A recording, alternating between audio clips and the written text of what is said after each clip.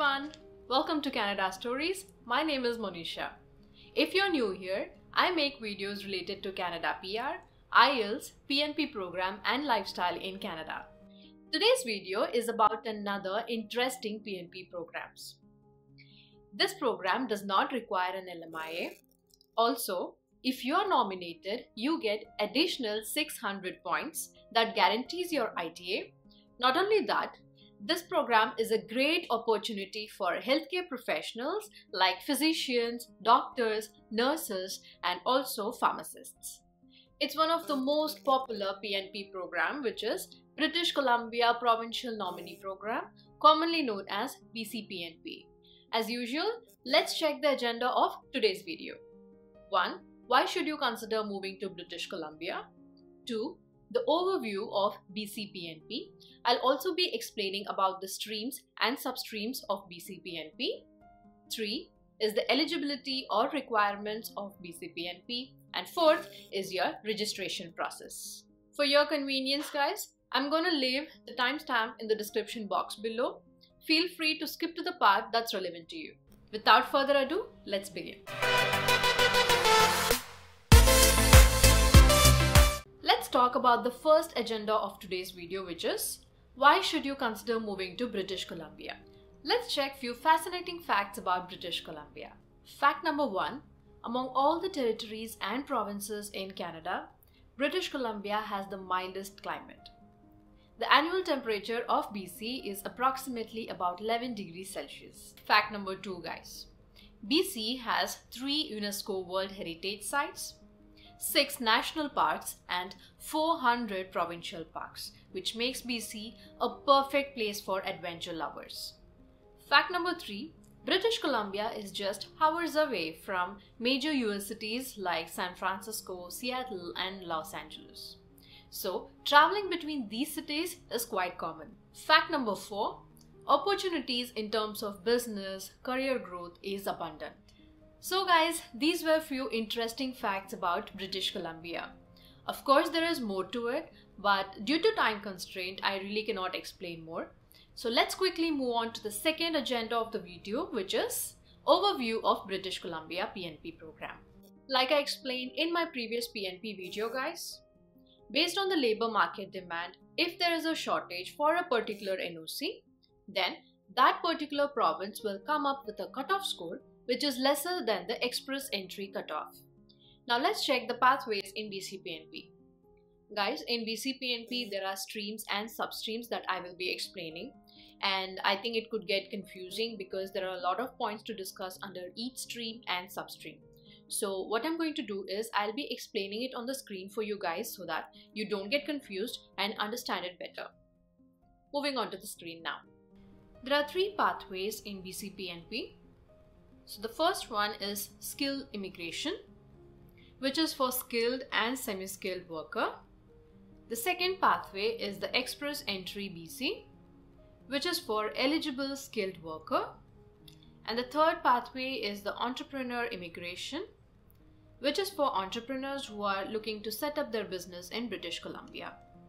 A point to note, guys, both skills immigration and express entry BC use point-based invitation system. In this particular video, guys, I will be explaining about the first and the second pathway, which is the skills immigration and express entry BC. There are other immigration programs under BC PNP like the Tech Pilot program. Let me know if you guys want to know about it. I can create a video on the same because it's very difficult for me to accommodate all the information in a single video. As I told you guys, there are substreams under each stream. So let's take a look at the substreams under skills immigration and express entry BC. Jumping onto the screen now. Under skills immigration category, we have skilled worker, healthcare professional, international graduate, international postgraduate, and entry level and semi-skilled. Let's check the substreams under express entry British Columbia program. We have skilled worker, healthcare professional, international graduate, and international postgraduate. Guys, as you can see here, most of the substreams under skills immigration and express entry BC are common, except for the entry level and semi-skilled under skills immigration. Moving on to the third agenda of the video, which is eligibility. For the ease of understanding, guys, let's discuss the skilled worker under skills immigration and express entry BC together, followed by healthcare professional under skills immigration and express entry BC together, and so on. Jumping back to the screen now. So guys, these are the requirements or eligibility of the first substream, which is skilled worker under skills immigration and express entry BC. Also people, I have mentioned all the points here. I'm going to quickly glance through because if I read each and every sentence, it's going to take more than an hour. I hope you guys understand. However, if you need some clarity, you can pause the video and go through each point. So let's check the requirement here. First is accepted full-time indeterminate job offer from British Columbia employer. NOC skill type 0, A or B. So for NOC level B occupation, guys, you must meet minimum language requirements. Then you have at least 2 years of directly related work experience and should be able to qualify to perform job duties in British Columbia. Show that you can support yourself and dependents. Have or be eligible for legal immigration status in Canada. And have a wage offer in line with British Columbia wages rates for the occupation. Under express entry BC, guys, all these points are common for express entry BC as well. However, the additional eligibility points that are required under express entry BC are must have an express entry profile number and job seeker validation code from IRCC, and also meet minimum language requirements. Now, after understanding the eligibility of skilled worker, guys, let's quickly move on to our second substream, which is healthcare professional. Again, I'm going to be comparing the eligibility points under skills immigration and express entry BC together. So here I have listed all the requirements under each substream, which is skills immigration and express entry BC. Have a full-time indeterminate job offer from a public healthcare authority such as physician, specialist, registered nurse, registered psychiatric nurse, nurse practitioner. Also, allied health professional such as diagnostic medical sonographer, clinical pharmacist, medical laboratory technologist, medical radiation technologist, occupational therapist, and physiotherapist. Next, guys, if you are a midwife, you must have a letter of confirmation from an established practice group in British Columbia. Also, guys, point 3 to 8 remain the same, just like we discussed in the previous substream. Let's check the requirements under EEBC. Even here, guys, all the requirements remain same as under skills immigration, just with 2 additional requirements. One is to have an express entry profile number and a job seeker validation code from IRCC. And the second is meet minimum language requirements. Now let's move on to the next category, which is international graduate. So guys, all the points remain common for both skills immigration and express entry BC PNP as discussed in the previous category. However, there is one additional point to it, which is you should have completed a degree, diploma or certificate from an eligible post-secondary institution in Canada in the past 3 years. This point remains common under both skills immigration and express entry BC PNP. Now let's take a look into the next category, which is international postgraduate.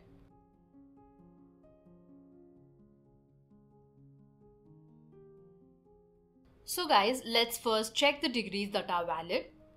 You must have graduated in the last 3 years with a master's or doctorate, PhD degree in natural, applied or health sciences such as agriculture, biological and medical sciences, computer and information science and support services, engineering, engineering technology, health profession and related clinical services, mathematics and statistics, natural resources conservation and research, and also physical sciences. And also guys, to be precise here, you must have done your post-graduation specifically in British Columbia. And as you can see here, all other points remain common as discussed in the previous category. Moving on to our final substream under the skills immigration category, which is entry level and semi-skilled. As you can see here guys, the Express Entry BC column is missing from this particular slide. Reason being, the entry level and semi-skilled stream falls only under skills immigration and not under the Express Entry BC. And also, this is specific to occupation in tourism, hospitality, long-haul trucking, or the food processing industry, or in a NOC skill level C or D occupation in the Northeast Development region of the province. And this skill level does not fall under the Express Entry category. And also guys, it does not require much educational requirements. So as you can see here, it requires only a secondary education, but you should have been working full-time from your employer for a minimum of 9 consecutive months before applying. So guys, this was all about the requirements under each substream. Let's move on to our fourth agenda of the video, which is registration process. The registration process in BC PNP is slightly different guys. It depends on the stream you fall under or the stream you select. One is through your direct application and the second is using SIRS, which is Skills Immigration Registration System. Pay heed to this point guys. Applicants under the skilled worker, the entry level and semi-skilled, and also international graduate category need to register with SIRS. Individuals interested in skills immigration healthcare and express entry healthcare and skills immigration international postgraduate and express entry international postgraduate may apply directly through BC PNP. Just so you guys don't get confused, people under these categories can apply to BC PNP directly, and people opting for these categories will have to register with SIRS before you apply for BC PNP. I hope it is clear now. Nothing to be scared of guys. SIRS is just like any other registration or account creation. It is free of cost to register. All you need to have is a couple of information handy before you go ahead and register, like your educational details, job offer, email ID, etc.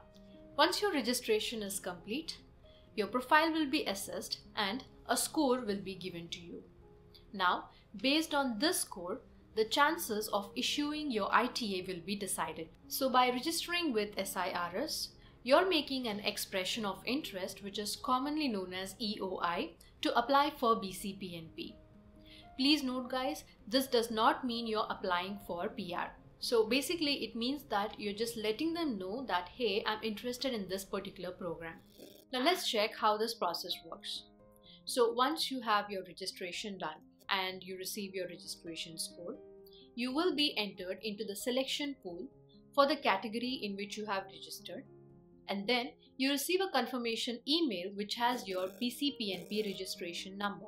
If you receive your invitation, you have up to 30 calendar days to submit your application from the date of invitation, and also the fee here is 1,150 Canadian dollars. After this, your application will be assessed, and if approved, you will be receiving your nomination along with your additional 600 points that you can use to apply for your PR. So guys, now you know how the registration process works. Let me show you a demo of registration.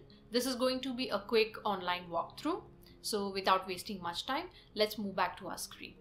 As you can see guys, this is an online walkthrough. So you have these details in the handbook. I'll leave a link to the handbook in the description box below. Also, I'll be leaving a link to the BC PNP registration. Click on it and it should take you to this place. So first you'll be looking for the register button. So click on it, and then we're going to create a profile using your email address, and we are going to create a user ID and a password. So this requires certain information like 3 security questions and answers, then your family number, your email address, your country of birth, then also your passport number, so basically your passport details, then your telephone number and your residential address, etc. So you'll have to key in all the information. Once this is complete, click on the register button. Make sure you have entered all the information correctly. Place a tick mark and click I confirm. So you will be then seeing a screen confirming that your profile has been created, and a confirmation email will be sent to the email address that you have provided. So this link should be used within 24 hours and you'll have to confirm your email address. So after you have clicked on the link to verify your email address, you can sign in by clicking onto the sign in button to complete your registration. Next, you'll have a button which says My Representative.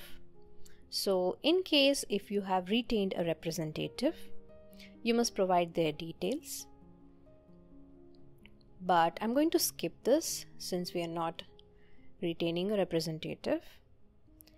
And then let's scroll down. You'll have to select a category. So just make sure which category you fall under based on the eligibility requirements and select the category that you fall under. Let's scroll down. So this is my dashboard for the skills immigration. So you can see the status of your registration, right? You can see here it says initiated. Then you'll have some information that you have to enter like your passport details, then your telephone number, then your residential details. So you'll also have to enter your country details as well. And then for the express entry information, you have to enter information like the express entry profile number, then job seeker validation code, then CRS code, and your NOC as well as your job title. So once you have entered all this information, click on Next. Let's scroll down. Next is your education section. So you'll have to enter all the details regarding your education like your highest level of education, date of completion, etc. Scrolling down, you'll have to click Next once you have entered this. Then comes your work experience and the British Columbia job offer. So here you'll have to enter all the information regarding your job offer like your legal name of the company, then your job title, etc. Then this has the information about the directly related work experience. Again, all the information regarding your NOC, the name of the company, etc. So once you have entered this information, you'll be clicking on Next.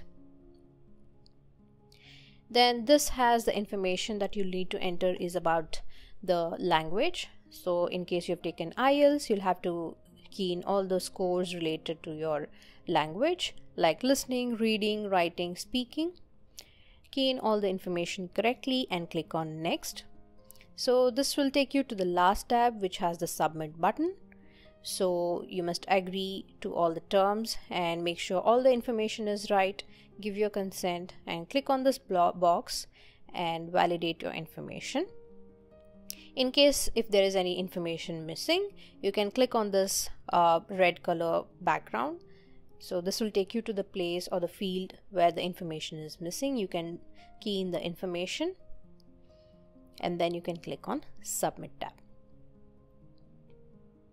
So once you have successfully submitted your registration, you will be receiving an email that will include your file number, your category, your date of registration that was received, and the date of registration that it will be expiring on. You can also check the case status like it's active here. You can see here it's active and here it's registered. In case you need to make the changes, you can do it here. Like for example, if you wish to withdraw your registration, you can click on the withdraw button. So this gives you details, like a fair idea where exactly you need to do what. So this is self-explanatory, guys. You can do it easily. So the next is your direct application. If you're submitting a direct application to the express entry, like your healthcare, then your express entry BC, international postgraduate, skills immigration, healthcare professional, or skills immigration, international postgraduate categories, you will be directly taken to this application form. So it's just like how we entered earlier. So in case you have appointed a representative, you'll have to give their details. Else you'll be starting with entering your personal information, followed by your address, then your place of residence, then your status in Canada. In case of express entry, you'll be again entering your express entry details like your profile number, job seeker validation code, followed by your educational details, and then your post-secondary educational details in case you have done outside Canada, and your work experience.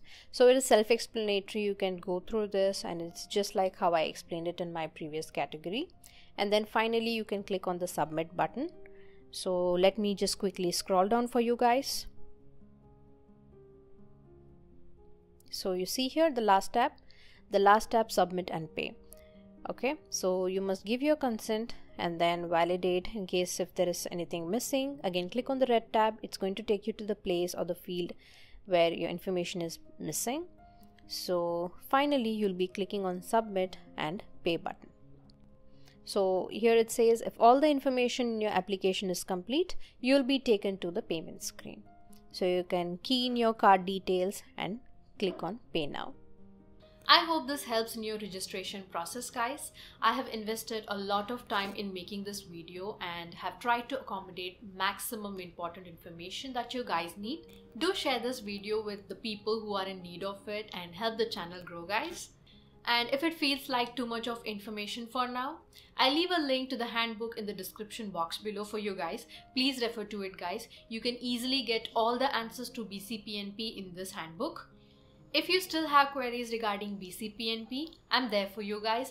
Don't hesitate to leave your questions in the comment section below. This should help. That's all I have in today's video for you guys. If you found this video helpful, you know what to do. Hit the like button, subscribe to my channel Canada Stories, and share it with as many people as possible. Until next video, love you guys. Bye-bye.